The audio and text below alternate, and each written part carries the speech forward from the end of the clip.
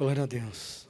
E às vezes é difícil, né? Tem um momento que é difícil da gente pregar uma palavra. Não é fácil pregar uma palavra, porque a responsabilidade é muito grande, né? Não é fácil. E aí a gente fica, né, um pouco apreensivo, mas sem problema. Eu creio que Deus vai falar ao nosso coração. Amém? Glória a Deus. Louvado seja o nome do Senhor. Deus tem me incomodado, sabe? Essa palavra foi assim um incômodo que Deus me deu. E algo que a gente já está, assim, não cansado de ouvir, mas a gente já sabe isso. É sobre o perdão. Deus me incomodou sobre o perdão. Sabe? E aí eu resisti, Deus me incomodou de novo sobre o perdão. Eu falei, Deus, não vou fazer a minha vontade, vou fazer a tua. Então vamos lá pregar o perdão. Amém? Eu acho que isso é importante. Todos nós já conhecemos, até o ímpio lá, sabe a respeito de perdão, sabe que tem que perdoar, sabe que tem que pedir perdão, não é verdade? Nós também sabemos, mas Deus vai dar um pouco de profundidade para nós, para que isso entre no nosso coração e que a gente viva isso, porque a falta de perdão, ou a falta de você pedir perdão, mantém você no deserto, você não prospera, você não caminha, sabe, com prosperidade, você sofre, peleja, você está entendendo? Então, a gente precisa entender essa questão de pedir perdão e de liberar perdão. Isso é muito importante, é muito sério isso, para você ter uma ideia. E às vezes a gente não sabe, não dá nem conta disso, porque a gente já vai logo para a carnalidade, e a gente não quer perdoar, e a gente já se sente ofendido, e a gente já não perdoa, ou não pede perdão, né? Vai lá ofender o irmão, não pede perdão, e acha que isso é natural, é normal, porque o cara errou, e o irmão errou, o problema é dele, né? E as coisas não são assim, porque é muito sério essa questão de você pedir perdão e liberar perdão. Amém? Glória a Deus, né? O que nos impede, né? Então vamos lá, primeiro vamos lá em Mateus capítulo 5, né? Mateus capítulo 5, versículo 23, amém?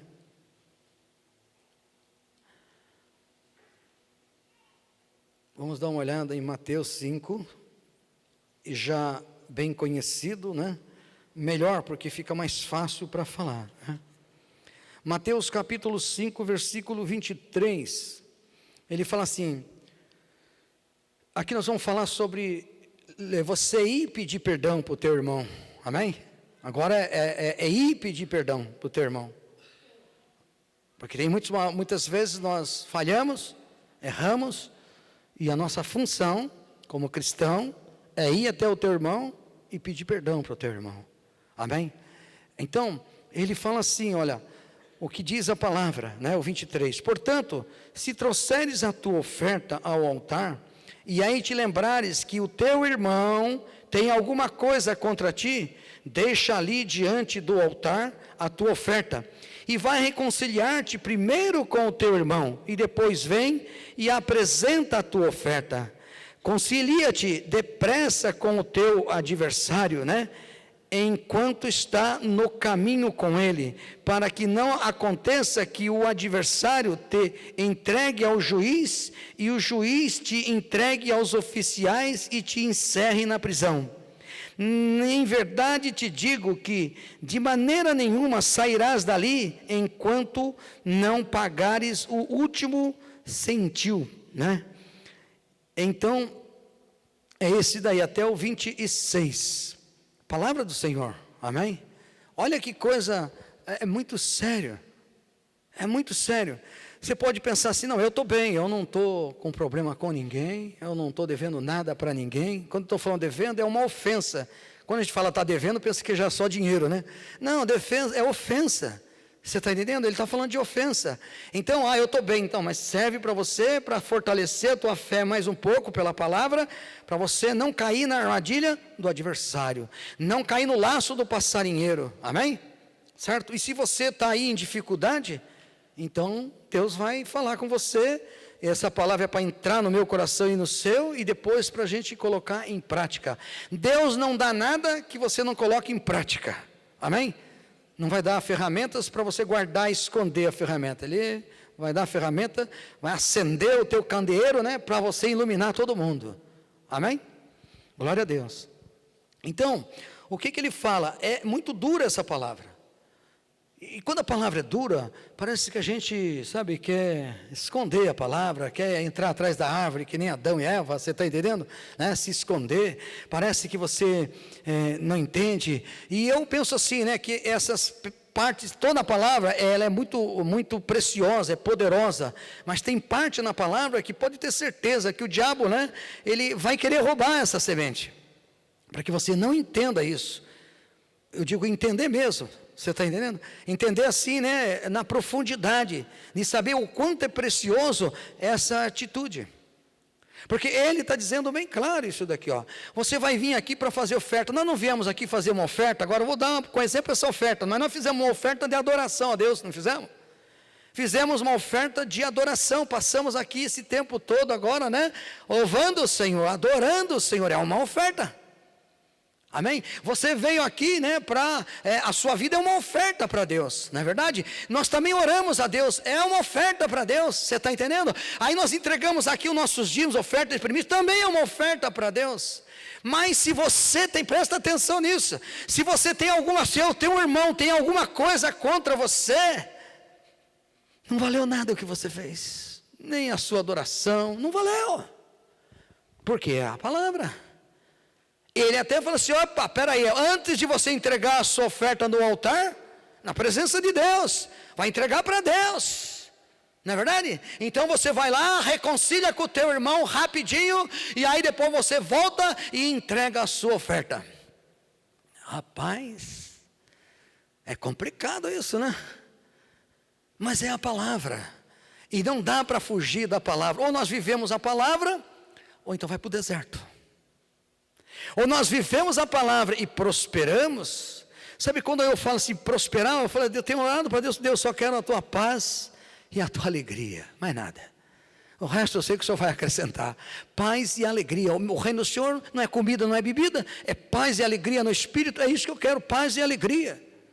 Então, sabe, se nós temos alguma coisa, se nós devemos alguma coisa, se nós ofendemos alguém, então, meu irmão, não dá para pensar duas vezes, não dá para se pôr o sol, você está entendendo? Antes que você vá até o teu irmão, porque se você não vai até o teu irmão, primeiro, a tua oferta não tem valor para Deus. Você acredita nisso? É o que está na palavra. Então, primeira coisa, e a gente sabe que se você quer prosperar, quer viver uma vida em abundância, cheio de paz e de alegria, então é necessário tomar essa atitude, é necessário ser violento, amém? E ir lá, né? E violento no sentido de ir pedir, olha, rapaz, me desculpa, irmão, me perdoa, em nome de Jesus. A palavra é que fala isso, amém? E ele fala assim ainda, fechando a palavra, dizendo o seguinte, que se você não pagar tudo que você deve, significa que você vai ficar no deserto, sofrendo. Está sofrendo no deserto. Oh Deus, por que eu estou sofrendo nesse deserto? Oh Deus, mas eu procurei o Senhor naquela igreja. Oh Senhor, eu tenho feito isso. Olha, eu tenho dado os dízimos. Olha, eu tenho feito isso. Eu tenho ido no ministério. Eu tenho ido na igreja. Eu tenho ido em tudo que é lugar. E eu tenho buscado a tua presença. Oh Senhor, eu tenho até jejuado, né? Pedido jejum, jejuando pelo Senhor, né? Jejuando para o Senhor, né? Jejuando pelas pessoas, né? E por que eu estou vivendo uma vida na escassez, né? Por que eu estou vivendo uma vida na escassez? Por que eu estou vivendo sem prosperar? Né? Por que eu não tenho paz e alegria no Espírito Santo, né? No meu espírito, né? Porque eu quero essa alegria, eu quero essa paz, amém? Aí Deus poderia responder, olha, você tem algumas causas aí que você precisa resolver, rapaz. Eu amo você, eu estou aqui para abençoar você, eu vou abençoar você, mas tem regras, tudo tem regras. O reino de Deus tem regras. Então não dá para nós fazermos do nosso jeito, tem que fazer do jeito de Deus para que nós possamos prosperar. Amém? É o único jeito. Então, Então por que que nós, muitas vezes, nós resistimos? Sabe, a primeira reação que nós temos, nós somos tão carnais, porque somos mesmo, carnais, que a primeira reação que nós temos é ficar bicudo, não é verdade? E virar as costas, e eu não vou pedir perdão não, né? O orgulho, né? É a primeira reação que nós temos. Então, vamos falar um pouco sobre isso, amém? O que nos impede de nós irmos até o nosso irmão e pedir perdão para o nosso irmão? O que é que nos impede? Por que que acontece isso? Né? Então, aqui Deus me deu alguns versículos, né? E por que que, o que é que nos impede de pedir perdão? Essa é uma pergunta. O que é que nos impede de pedir perdão? Bom, vamos lá. Segundo, por que não reconheço o meu erro? Né? Por que não reconheço o meu erro? Né? O que nos impede de pedir perdão? Porque eu não reconheço o meu, está debaixo do meu nariz, né? Como a gente costuma falar, e não reconheço o meu erro, não reconheço. Terrível, né? Então, a grande dificuldade é não reconhecer o erro. Então, nós precisamos aprender a reconhecer os nossos erros. Bom, abre em 1 Pedro capítulo 5. Olha só o que acontece, por que nós não vamos pedir perdão. Amém? Vamos dar aqui, vamos mostrar a Bíblia, a palavra de Deus. 1 Pedro capítulo 5, olha aqui, versículo 8.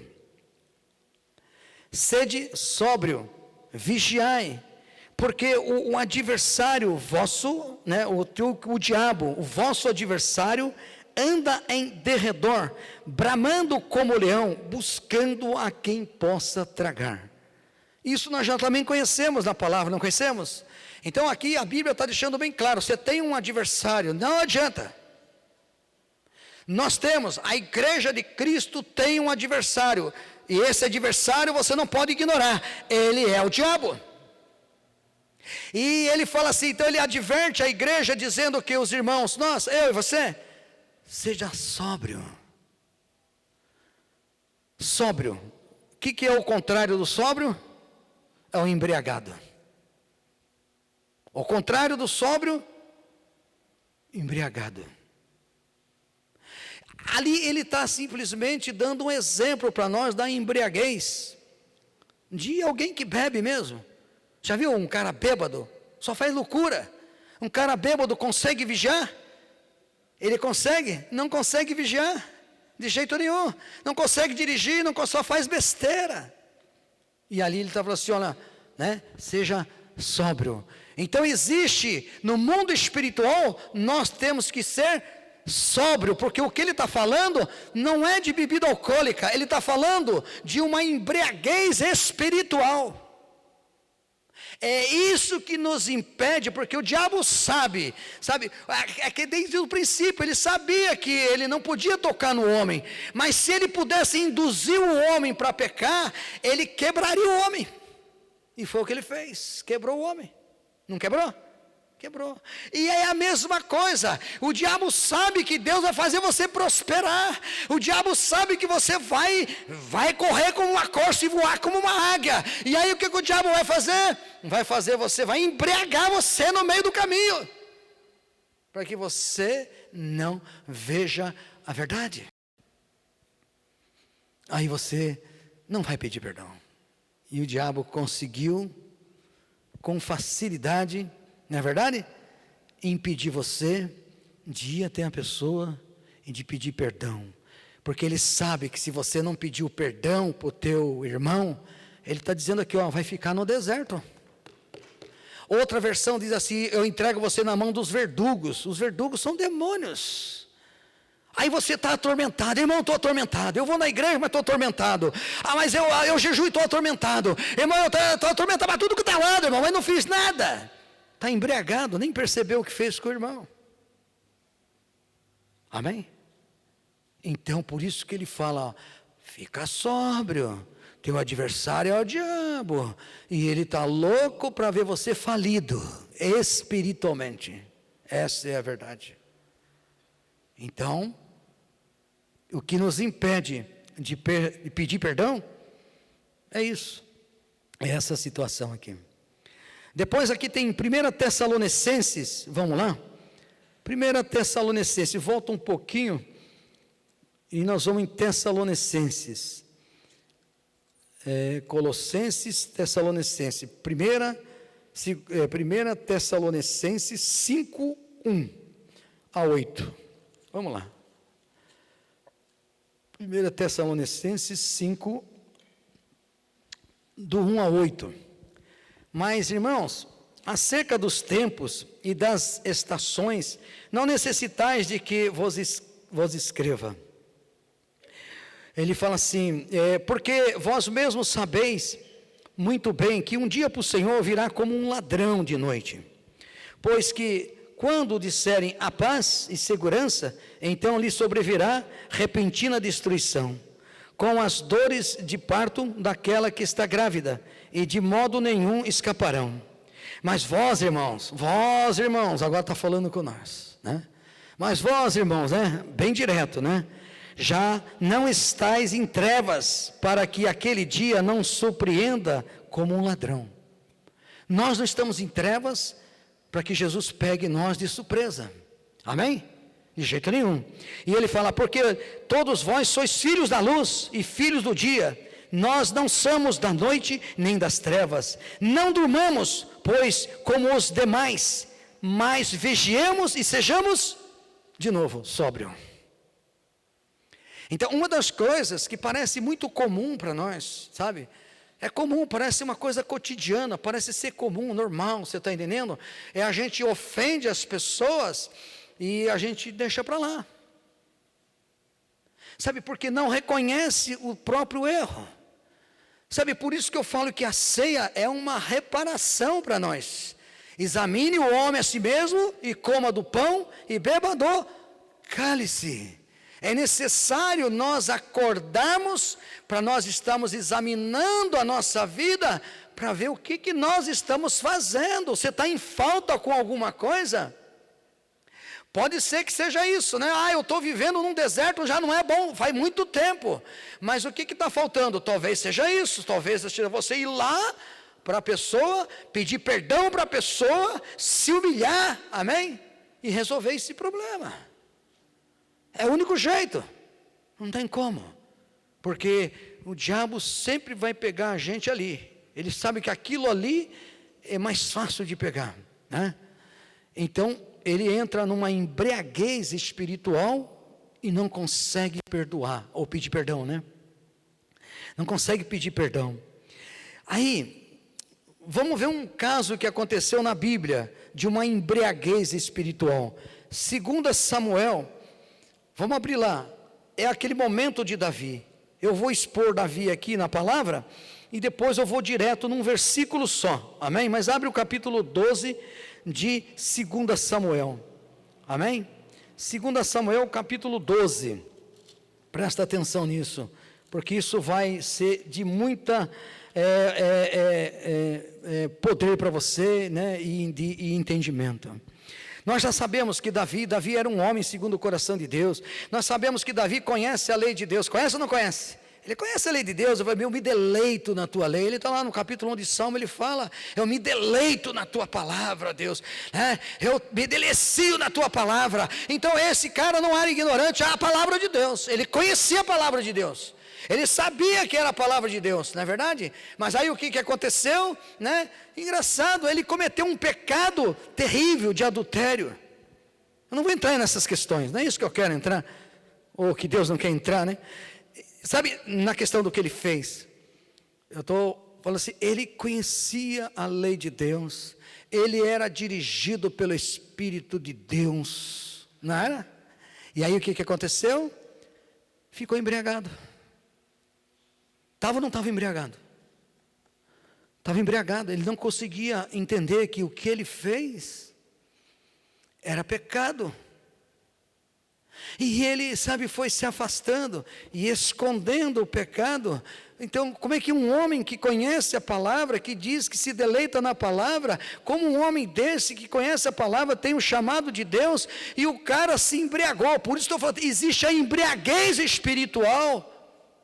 Às vezes isso é que acontece com a gente, nós nos embriagamos e achamos que nós estamos certos, a pessoa que está errada. Davi estava embriagado. Aí o que aconteceu? Eu espero que se você está embriagado hoje, primeiro, você vai aprender a tomar cuidado amanhã. E se você está embriagado hoje, assim como Natã foi um instrumento que Deus usou para acordar Davi, amém? Que seja eu hoje aqui, em nome de Jesus, para acordar você, para Deus acordar você, para você olhar para a sua vida, examinar a sua vida, ver se você deixou alguma coisa lá para trás, sabe, ver se você ofendeu alguém, essa pessoa está ferida, essa pessoa, sabe, está de mal com você, essa pessoa, sabe, não consegue viver em paz, essa pessoa está, porque foi maltratada por você. Então você vai lá e pede perdão para ela. Que você saia da embriaguez espiritual. Aí o que aconteceu? Deus teve que usar o profeta. Ele estava tão cego, ele estava tão embriagado, para você ter uma ideia, no mundo espiritual, que ele não conseguia entender que ele estava errado. Parece uma coisa de louco, irmão. Parece uma coisa de louco, mas é a mesma coisa que pregar o evangelho para o ímpio.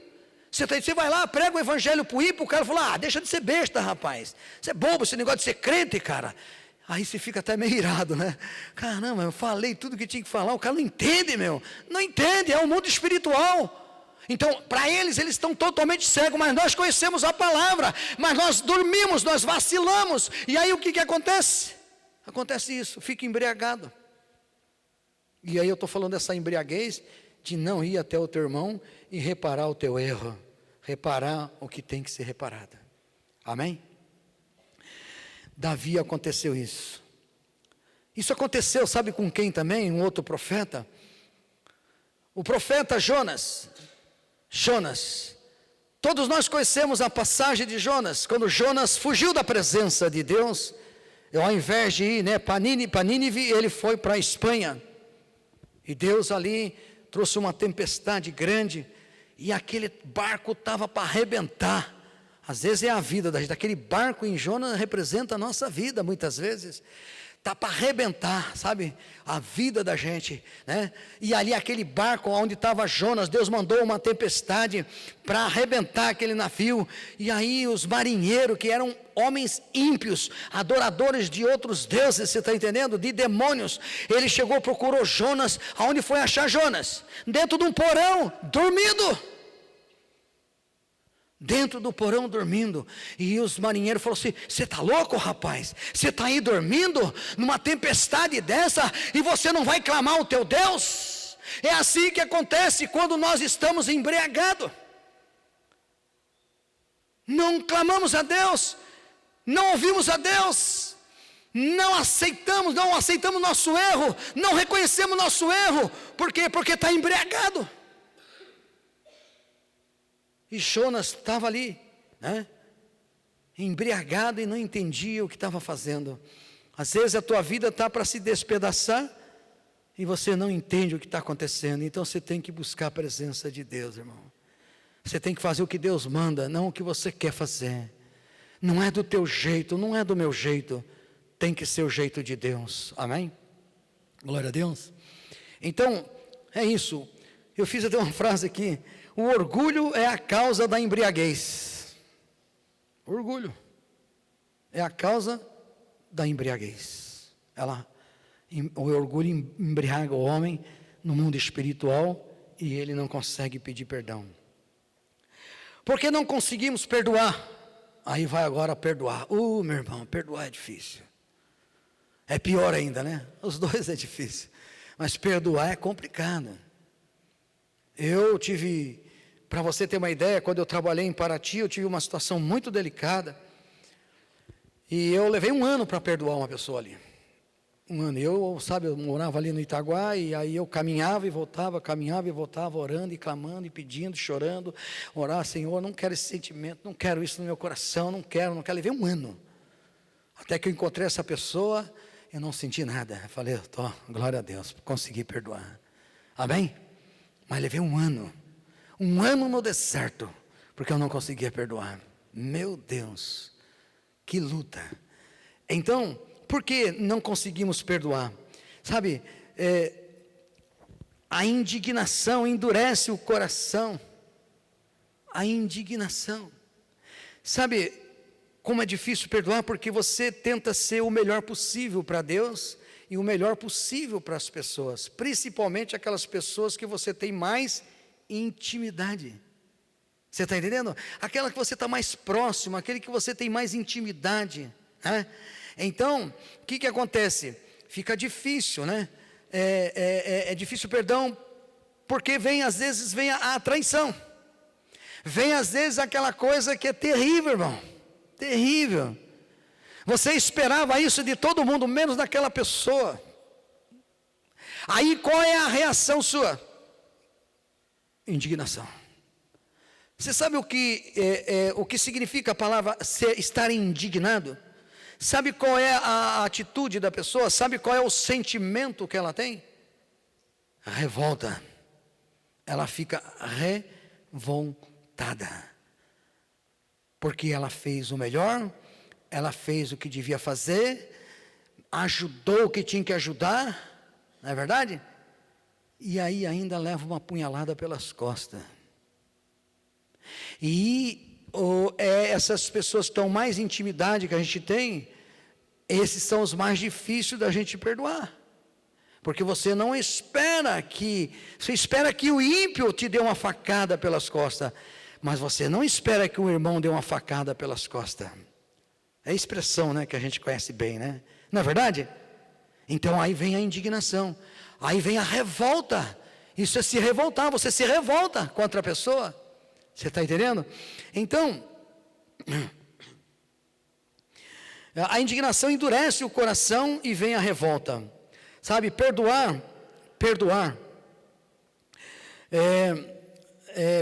quando estamos revoltados é quase que impossível. Acho que é impossível. Se você estiver revoltado, você consegue perdoar? Se você está revoltado, você consegue perdoar? Não consegue, irmão. De jeito nenhum. Há uma revolta dentro de você tão grande, né? E você não consegue de maneira alguma perdoar. Deixa eu te falar, como que a gente é tão resistente? Por que essa embriaguez, né, muitas vezes, né, também, eu fico pensando assim, sabe, eu fiquei imaginando hoje, assim, imagine você num deserto 10 dias sem beber água.